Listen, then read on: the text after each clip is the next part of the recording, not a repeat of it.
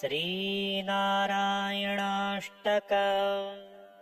वात्सल्याद्भयप्रदानसमयाद्दार्तार्तिनिर्वापणात् औदार्यादगशोषणादगणितश्रेयः पदप्रापणात् सेव्यः श्रीपतिरेक एव जगतामेते भवन् साक्षिणः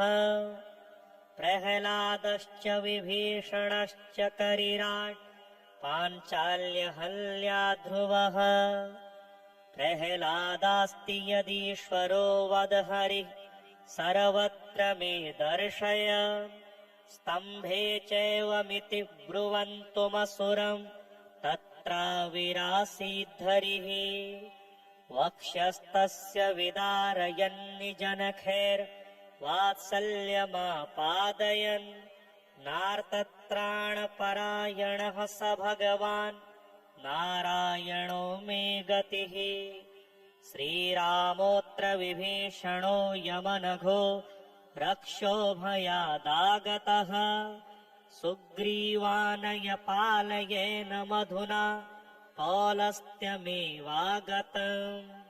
इत्युक्त्वा भयमस्य सर्वविदितं यो राघवो दत्तवान् आर्तत्राणपरायणः स भगवान् नारायणो मे गतिः नक्रग्रस्तपदं समुद्रितकरं ब्रह्मादयो भोऽसुराः रक्ष्यन्तामिति दीनवाक्यकरिणं देवेष्वशक्तेषु यः मा भैषीरिति तस्य नक्रहरणे चक्रायुधः श्रीधरो यार्तत्राणपरायणः स भगवान् नारायणो मे गतिः भो कृष्णाच्युत भो कृपालय हरे भो पाण्डवानां सखे क्वासि क्वासि सुयोधनाद्यपहृताम् भो रक्ष्य मामातुराम् इत्युक्तोक्षयवस्त्रसम्भृततनुर्योपालय द्रौपदीम् आर्तत्राणपरायणः स भगवान् नारायणो मे गतिः यत्पादाब्जनखोदकम् त्रिजगताम् तापोगविध्वंसनम् यन्नामामृतपूरकम् च पिबताम् संसारसन्तारकम् पाषाणोऽपि यदङ्घ्रिपङ्करजसा शापान्मुनिर्मोचितो यार्तत्राणपरायणः स भगवान् नारायणो मे गतिः पित्रा भ्रातरमुत्तमासनगतम् ह्योत्तानपादिर्ध्रुवो दृष्ट्वा तदसममारुरुक्षुरुदीर्घम् मात्रावमानम् गतः यम् गत्वा शरणम् यदा पतपसा हेमाद्रिसिंहासनम् यार्तत्राणपरायणः स भगवान् नारायणो मे गतिः आर्ताविषण्णाः शिथिलाश्च भीता घोरेषु च व्याधिषु वर्तमानाः सङ्कीर्त्य नारायण शब्दमात्रम् विमुक्तदुःखाः सुखिनो भवन्ति कदाचित् कालिन्दे तटविपिन सङ्गीतकरवो मुदा गोपीनारी वदन कमलास्वादमधुपः रमा शम्भो ब्रह्मामरपति गणेशार्चितपदो जगन्नाथः स्वामी नयन पथगामी भवतु मे भुजे सव्ये वेणुम् शिरसि शिखिपिञ्छम् कटितटे दुकूलम् नेत्रान्ते सहचर कटाक्षम् विदधते सदा श्रीमद्वृन्दावनवसति लीला परिचयो जगन्नाथः स्वामी नयन पथगामी भवतु मे महाम्भोधिस्तीरे कनकरुचिरे नीलशिखरे वसन् प्रासादान्तः सहजवदभद्रेण बलिना सुभद्रा मध्यस्थः सकलसुरसेवा वसरदो जगन्नाथः स्वामी नयन पथगामी भवतु मे कृपापारावाराः सजल जलदश्रेणिरुचिरो रमावाणी सोमः सुरदलपलपदमोद्भवमुखे सुरेन्द्रैराराध्यः श्रुतिगणशिखा गीतचरितो जगन्नाथः स्वामी नयनपथगामी भवतु मे। रथारूढो गच्छन् पथि मिलित भूदेव पटले स्तुतिप्रादुर्भावम् प्रतिपदमुपाकर्ण्य सदयः दया सिन्धुरबन्धुः सकल जगता सिन्धुसुधया जगन्नाथः स्वामी नयनपथगामी भवतु मे। परब्रह्मा पीडः कुवलयदलोत्फुल्लनयनो निवासी नीलाद्रौ निहितचरणोऽनन्तशिरसि रसानन्दो राधा सरसवपुरालिङ्गन सखो जगन्नाथः स्वामी नयनपथगामी भवतु मे। न वै प्रार्थ्यम् राज्यम् न च कनकताम् भोगविभवम्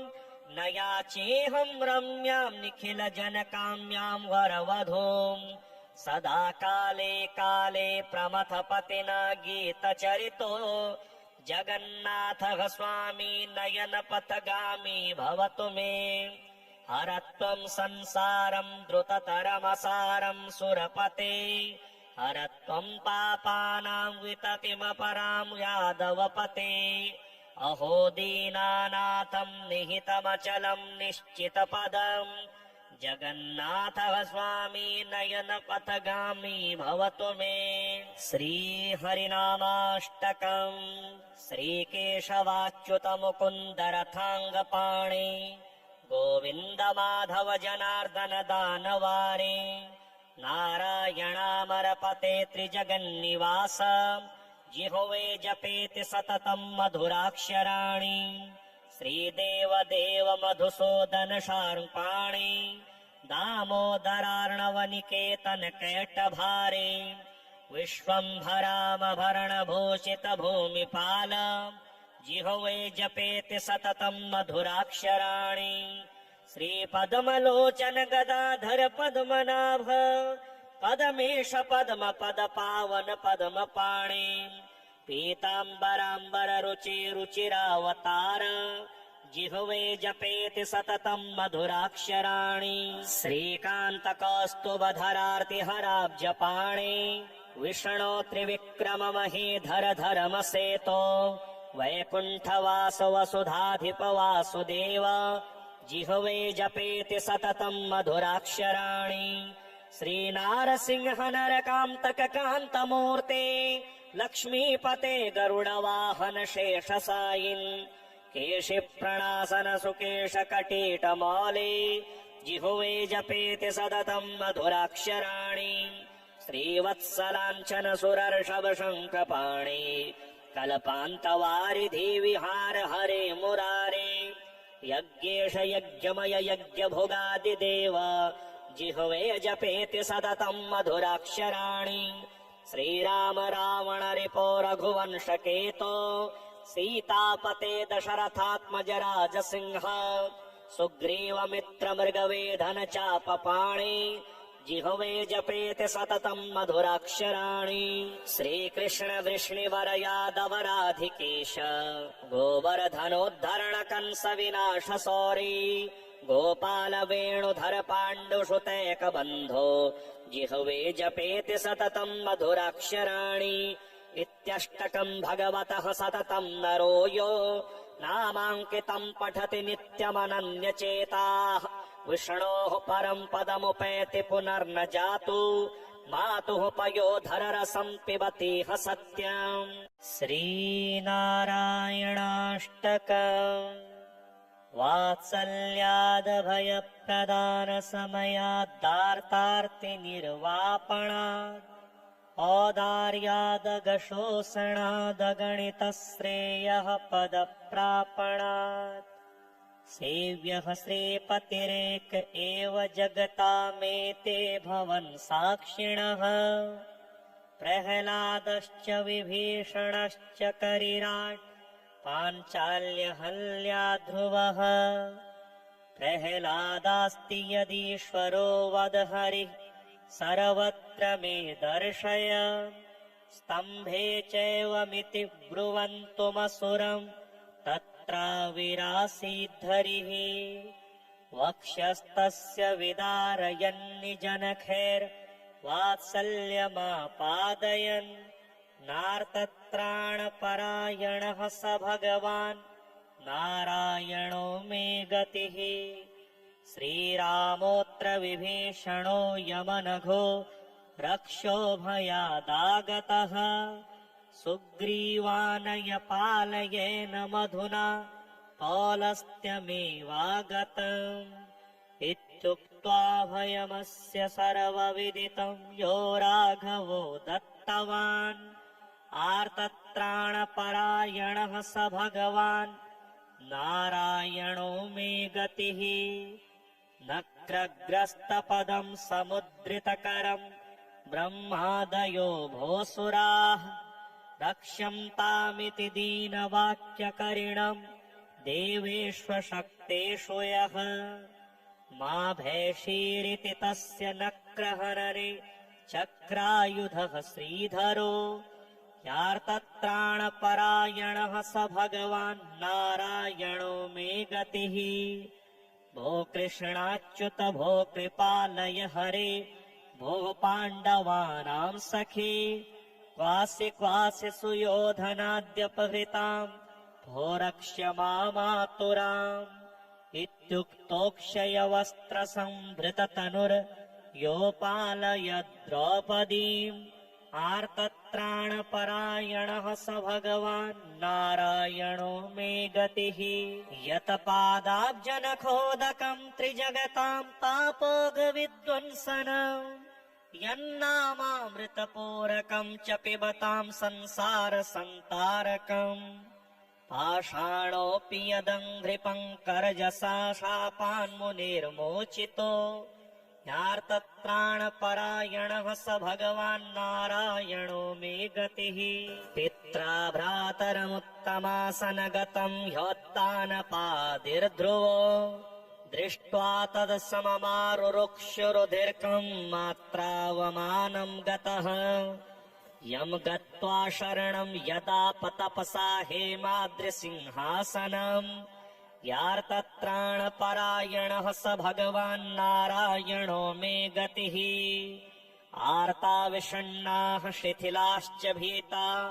घोरेषु च व्याधिषु वर्तमानाः संकीर्त्य नारायण शब्दमात्रम् विमुक्तदुःखाः सुखिनो भवन्ति। कदाचित् कालिन्दे तटविपिन सङ्गीतकरवो मुदा गोपीनारी वदन कमलास्वादमधुपः रमा शम्भो ब्रह्मामरपति गणेशार्चितपदो जगन्नाथः स्वामी नयन पथगामी भवतु मे। भुजे सव्ये वेणुं शिरसि शिखिपिञ्छम् कटितटे दुकूलम् नेत्रान्ते सहचर कटाक्षम् विदधते सदा श्रीमद्वृन्दावन वसति लीला परिचयो जगन्नाथः स्वामी नयन पथगामी भवतु मे। महाम्भोधिस्तीरे कनकरुचिरे नीलशिखरे वसन् प्रासादान्तः सहजवदभद्रेण बलिना सुभद्रा मध्यस्थः सकलसुरसेवा वसरदो जगन्नाथः स्वामी नयन पथगामी भवतु मे। कृपापारावाराः सजल जलद श्रेणिरुचिरो रमावाणी सोमः सुरदलपलपदमोद्भवमुखे सुरेन्द्रेराराध्यः श्रुतिगणशिखा गीतचरितो जगन्नाथः स्वामी नयन पथगामी भवतु मे। रथारूढो गच्छन् पथि मिलित भूदेव पटले स्तुति प्रादुर्भावम् प्रतिपदमुपाकर्ण्य सदयः दया सिन्धुरबन्धुः सकल जगता सिन्धु सुधया जगन्नाथः स्वामी नयन पथगामी भवतु मे। परब्रह्मा पीडः कुवलय दलोत्फुल्लनयनो निवासी नीलाद्रौ निहित चरणोऽनन्त शिरसि रसानन्दो राधा सरसव पुरालिङ्गन सखो जगन्नाथः स्वामी नयन पथगामी भवतु मे। न वै प्रार्थ्यं राज्यं न च कनकतां भोगविभवम् न याचेऽहं रम्यां निखिलजनकाम्यां वरवधूम् सदा काले काले प्रमथपतिना गीतचरितो जगन्नाथः स्वामी नयनपथगामी भवतु मे हरत्वं संसारं द्रुततरमसारं सुरपते हरत्वं पापानां विततिमपरां यादवपते अहो दीनानाथं निहितमचलं निश्चितपदम् जगन्नाथः स्वामी नयनपथगामी भवतु मे श्रीहरिनामाष्टकम् श्रीकेशवाच्युत मुकुन्दरथाङ्गपाणि गोविन्द माधव जनार्दन दानवारे नारायणामरपते त्रिजगन्निवास जिह्वे जपेति सततं मधुराक्षराणि श्रीदेव देव मधुसूदन शार्ङ्पाणि दामोदरार्णवनिकेतन कैटभारे विश्वम्भरामभरणभूषित भूमिपाल जिह्वे जपेति सततं मधुराक्षराणि श्रीपद्मलोचन गदाधर पद्मनाभ पदमेश पद्म पद पावन पद्मपाणि पीताम्बराम्बर रुचि रुचिरावतार जिह्वे जपेति सततं मधुराक्षराणि श्रीकान्तकौस्तुभधरार्तिहराब्जपाणि विष्णो त्रिविक्रम महीधर धर्मसेतो वैकुण्ठवास वसुधाधिप वासुदेव जिह्वे जपेति सततं मधुराक्षराणि श्रीनारसिंह नरकान्तक कान्तमूर्ते लक्ष्मीपते गरुडवाहन शेषसायिन्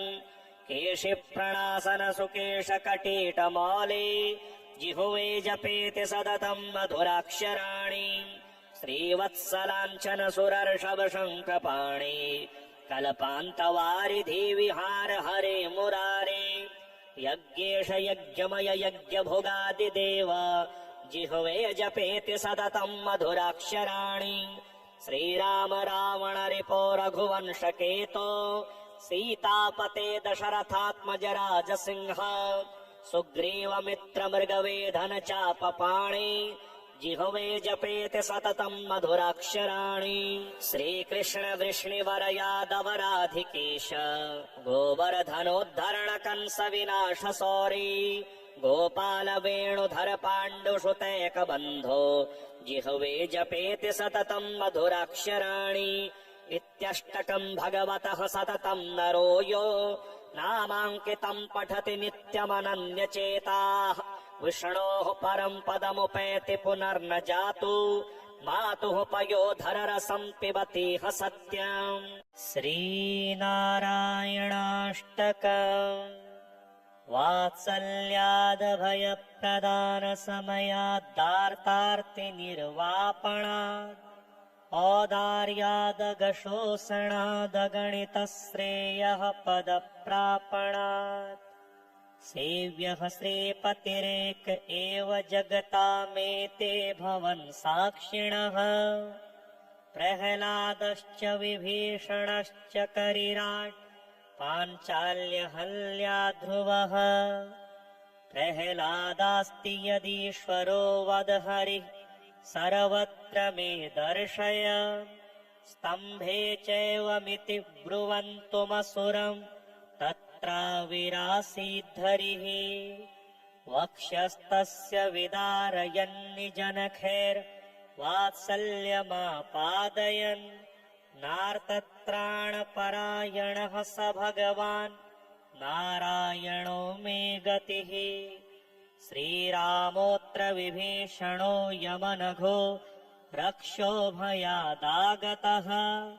सुग्रीवानय पालयेन मधुना पौलस्त्यमेवागतम् इत्युक्त्वा भयमस्य सर्वविदितं यो राघवो दत्तवान् आर्तत्राणपरायणः स भगवान् नारायणो मे गतिः नक्रग्रस्तपदं समुद्रितकरं ब्रह्मादयो भोऽसुराः रक्ष्यन्तामिति दीनवाक्यकरिणम् देवेष्वशक्तेषु यः मा भैषीरिति तस्य नक्रहररे चक्रायुधः श्रीधरो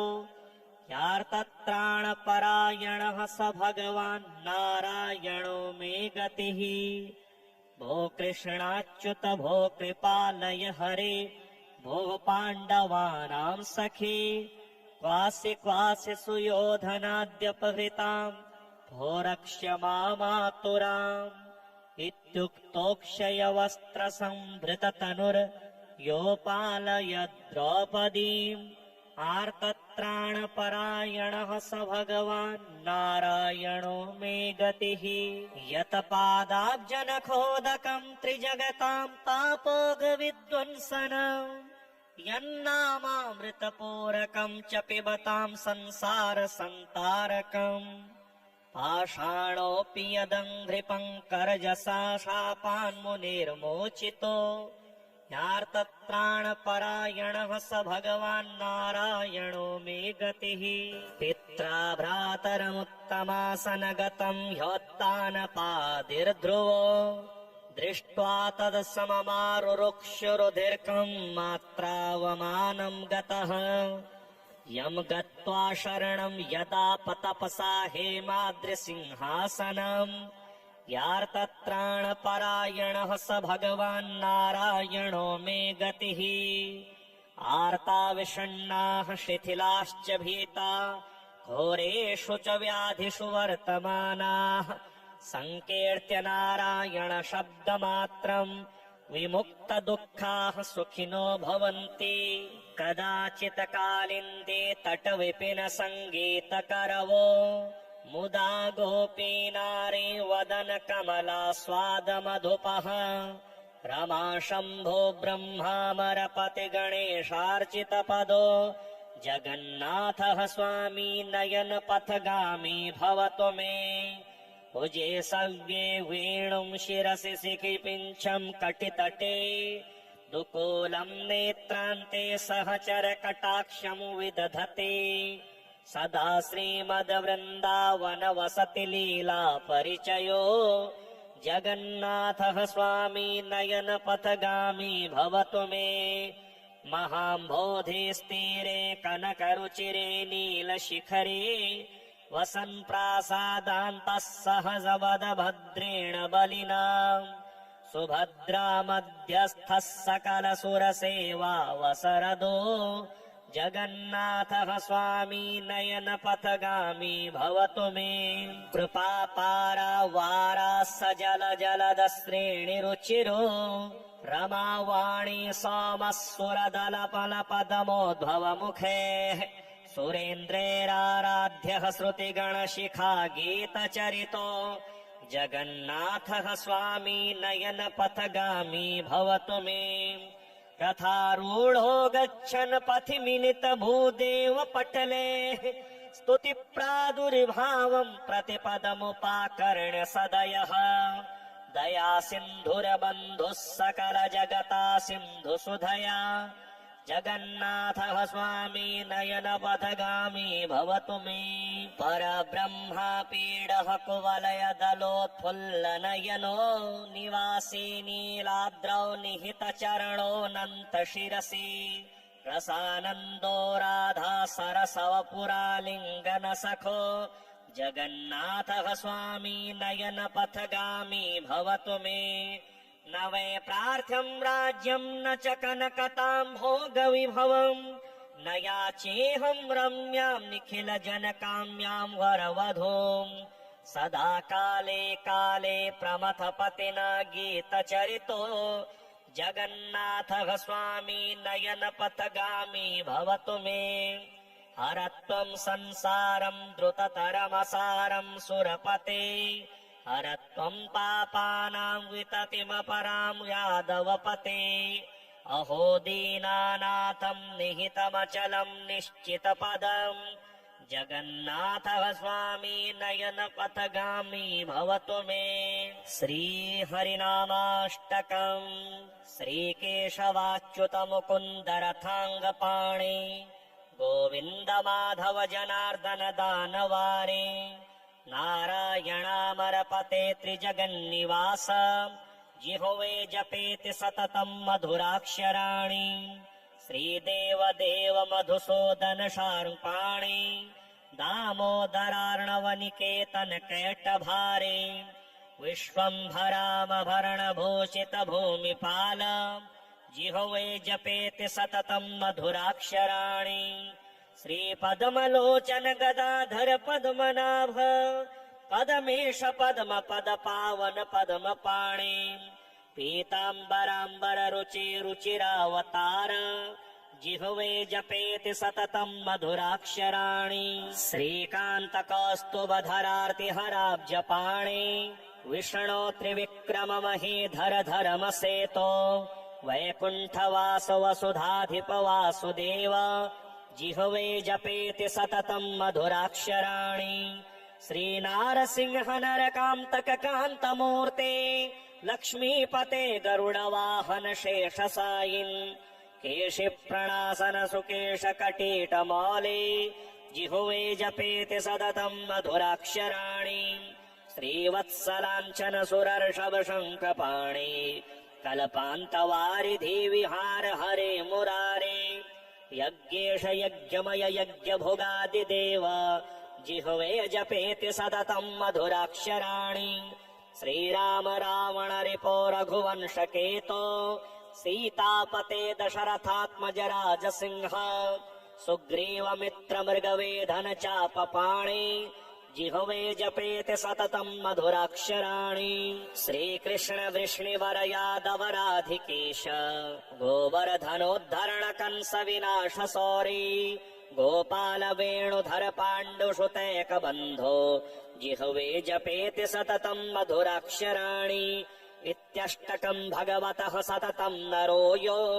नामाङ्कितं पठति नित्यमनन्यचेताः विष्णोः परं पदमुपैति पुनर्न जातु मातुः पयोधर रसं पिबतीह सत्यम्।